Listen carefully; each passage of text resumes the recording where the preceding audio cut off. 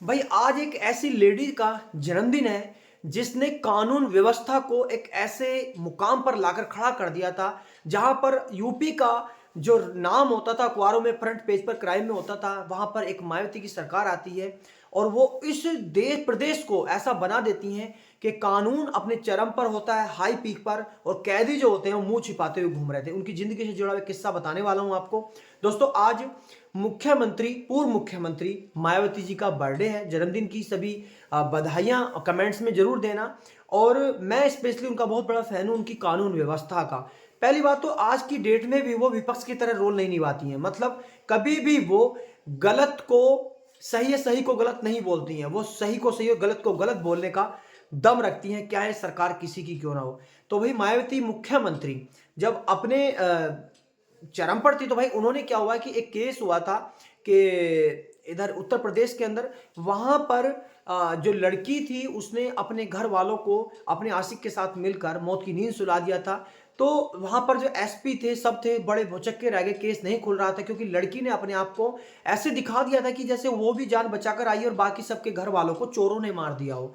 तब इस पर जो मायावती मुख्यमंत्री जो मायावती थी वो पहुंचती है वहां पर और कहती हैं कि मुझे इस लड़की पर शक है, इस लड़की पर कि सारा परिवार मौत की घाट सुला दिया गया और ये लड़की कैसे जिंदा बच गई। तो इस लड़की से पूछताछ की जाए। तब उस लड़की को जब टॉर्चर किया गया, थोड़ा सा ही एक थप्पड़ में उस लड़की ने सारा सच तोते की तरह उगल दिया।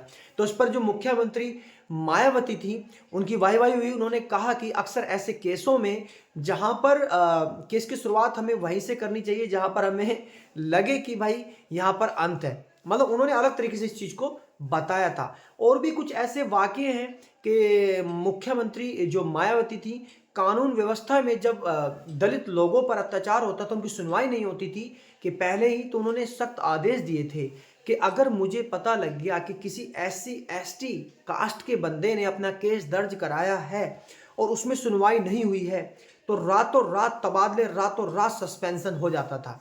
तो कानून व्यवस्था को इस तरह से मजबूत किया था मुख्यमंत्री ने। हालांकि कुछ लोगों की शिकायत रहती है कि स्वर्णों के खिलाफ जो है एक तरफा कानून बनाया था माननीय मुख्यमंत्री मायावती जी ने, लेकिन कहीं ना कहीं उसमें भाई एक इंसाफ भी था क्योंकि जो पैसे वाले लोग थे वो हमेशा से दलितों को दबा देते थे नीचे और उनकी सुनवाई नहीं होती थी। तो जैसे ही मुख्यमंत्री जो मायावती जी कानून के अंदर आई, प्रदेश की मुख्यमंत्री बनी, उन्होंने सबसे पहले जो लाचार लोग थे उनकी सुनवाई की और उनको एक अलग ही जो है स्टेट को अलग ही मुकाम पे ले गई। आपका क्या कहना है माननीय मुख्यमंत्री जो अपनी मायावती जी थी उनकी सरकार के बारे में? कमेंट्स में जरूर बताएं। दोस्तों चैनल को सब्सक्राइब कर लेना। Thank you.